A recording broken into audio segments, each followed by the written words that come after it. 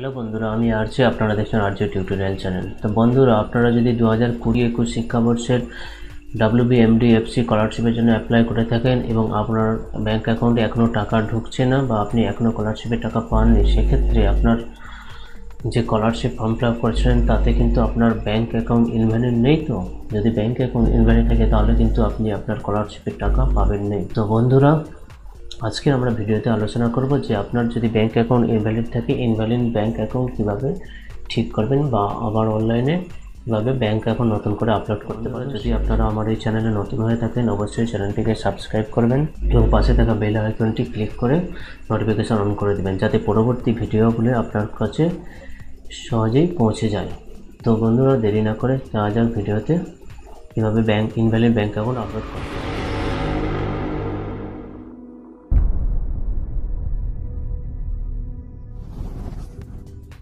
তো প্রথমেই আপনারা আপনাদের যে গুগল ব্রাউজার আছে, গুগল ব্রাউজার ওপেন করে নেবেন। ওপেন করে নেওয়ার পর সেখানে WBMDFC.org সার্চ করবেন। সার্চ করার পরেই দেখবেন আপনার সামনে এই ওয়েবসাইটটা ওপেন হয়ে যাবে। এখানে দেখুন WBMDFC ওয়েবসাইট, যে অফিসিয়াল ওয়েবসাইট, সেটা খুলে গেছে এবং এইখানে loan, scholarship, training, coaching, current affairs দেখাচ্ছে। ঐক্যশ্রী স্কলারশিপ, যেহেতু এটাকেই ঐক্যশ্রী স্কলারশিপ নাম দেওয়া আছে, সেক্ষেত্রে ঐক্যশ্রী স্কলারশিপ বলা হয়।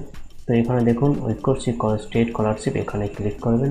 ক্লিক করার পরেই West Bengal minority development finance corporation, এখানে দেখুন নিউ রেজিস্ট্রেশন 2020-21 শিক্ষাবর্ষের জন্য নিউ রেজিস্ট্রেশন করতে পারবেন এবং স্টুডেন্ট লগ ইন, এখানে স্টুডেন্ট লগ ইন করতে পারবেন। এখানে রিনিউয়াল অ্যাপ্লিকেশান করতে পারেন, ডিফেক্টেড অ্যাপ্লিকেশান চেক করতে পারবেন যে আপনার অ্যাপ্লিকেশান ডিফেক্ট কী আছে। ইনভ্যালিড ব্যাঙ্ক অ্যাকাউন্ট, এই অপশানটায় ক্লিক করবেন। ক্লিক করার পরেই পরবর্তী স্টেপে দেখুন select the district of your institute, আপনার যে ইনস্টিটিউট আছে তার ডিস্ট্রিক্টটা সিলেক্ট করবেন। এখানে আমি আমার ডিস্ট্রিক্ট সিলেক্ট করে নিচ্ছি। সিলেক্ট করে নেওয়ার পর আপনার সামনে এরকম নোটিফিকেশান আসবে। দেখুন, are you sure the district of your institute? Yes, I am sure. দেখুন, তারপরেই আপনার সামনে ইনভ্যালিড ব্যাঙ্ক অ্যাকাউন্ট আপডেট 2020-21 এইটা আপনার সামনে চলে আসবে। তো এখানে দেখুন অ্যাপ্লিকেশান আইডি, এখানে আপনার যে অ্যাপ্লিকেশান আইডি সেটা আপনি দিয়ে দেবেন। সেটা কোথায় পাবেন? সেটা হচ্ছে আপনার যখন আপনি ঐক্যশ্রী স্কলারশিপের জন্য অ্যাপ্লিকেশান করেছিলেন তখন আপনাকে যে একটি অ্যাকনোলেজমেন্ট স্লিপ দেওয়া হয়েছিল তার ঠিক উপরেতেই দেখবেন আপনার অ্যাকনোলেজমেন্ট আইডি লেখা রয়েছে SSP20 এরকম, সেটা আপনি এখানে দেবেন। এখানে আপনার ডেট অফ বার্থ দেবেন।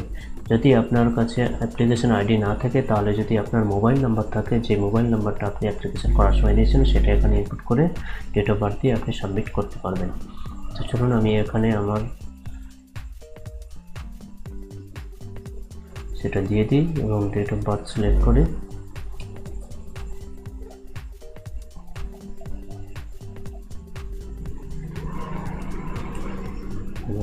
সেপ্টেম্বর 12, তারপর সাবমিটে ক্লিক করবেন।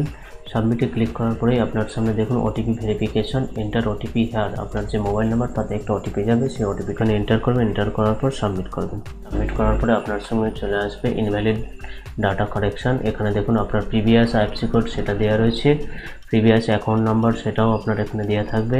নিউ আইএফসি কোড, যদি আপনার নতুন কোনো আইএফসি কোড হয়ে থাকে সেটা আপনি এখানে দিতে পারেন, বা আপনার যদি ব্যাঙ্ক অ্যাকাউন্ট বন্ধ হয়ে থাকে, অন্য কোনো অ্যাকাউন্ট থাকে, অন্য কোনো ব্যাঙ্কে থাকে, সেটা আপনি এখানে তার নিউ আইএফসি কোডটা দিতে পারবেন এবং এখানে নিউ অ্যাকাউন্ট নাম্বারও দিতে পারবেন আপনি। তারপর আপলোড পাসবুক এখানে আপনি দিয়ে দেবেন। তো যেহেতু আমার এখানে দেখি ইন্ডিয়ান ব্যাঙ্কের, এলাহাবাদ ব্যাঙ্কের যেহেতু নিউ আইএফসি কোড হয়েছে, সেক্ষেত্রে আমি নতুন আইএফসি কোডটা দিয়ে দেখব। দেখুন, এখানে দিয়ে দিচ্ছি IB 005457, ইন্ডিয়ান ব্যাঙ্ক হয়ে গেছে এবং নিউ অ্যাকাউন্ট নাম্বার, আপনার অ্যাকাউন্ট নাম্বারটা একই আছে। দেখুন, আমার এখানে এলাহাবাদ ব্যাঙ্ক ছিল এবং যেহেতু এলাহাবাদ ব্যাঙ্ক এখন ইন্ডিয়ান ব্যাঙ্ক হয়ে গেছে, তাহলে সেক্ষেত্রে তার আইএফসি কোড চেঞ্জ হয়ে গেছে এবং আইএফসি কোড চেঞ্জ হয়ে যাওয়ার কারণে দেখুন আমি যখন আইএফসি কোড ইন্ডিয়ান ব্যাঙ্কে দিয়েছি, দেওয়ার পরে আমার ব্রাঞ্চের নাম লিখে দিয়েছি। এখানে যেহেতু অ্যাকাউন্ট নম্বরটা একই আছে, শুধু আইএফসি কোড চেঞ্জ হয়ে গেছে, অ্যাকাউন্ট নম্বর একই রাখবো। এখানে দেখুন তারপর বলেছে আপলোড ব্যাঙ্ক পাসবুক, আপনার ব্যাঙ্কের যে পাসবুকটা আছে সেটা আপলোড করতে বলছে। আপলোডে ক্লিক করবেন। আপলোডে ক্লিক করার পর আপনার যে ব্যাঙ্ক পাসবুক আছে সেটা আপনি এখানে সিলেক্ট করে ওপেন করবেন। ওপেন করে দেখুন এখানে দেখাচ্ছে যে আমি ফাইলটা সেভ করে রেখেছিলাম, ফাইলটা দিয়েছে। তারপর এখানে সাবমিটে ক্লিক করবেন। সাবমিটে ক্লিক করার পরেই দেখবেন আপনার সামনে আপলোড হয়ে যাওয়ার পরেই দেখবেন আপনার উপরে একটি নোটিফিকেশন আসবে, ইয়ার ব্যাঙ্ক অ্যাকাউন্ট আপলোড সাকসেসফুলি বলে।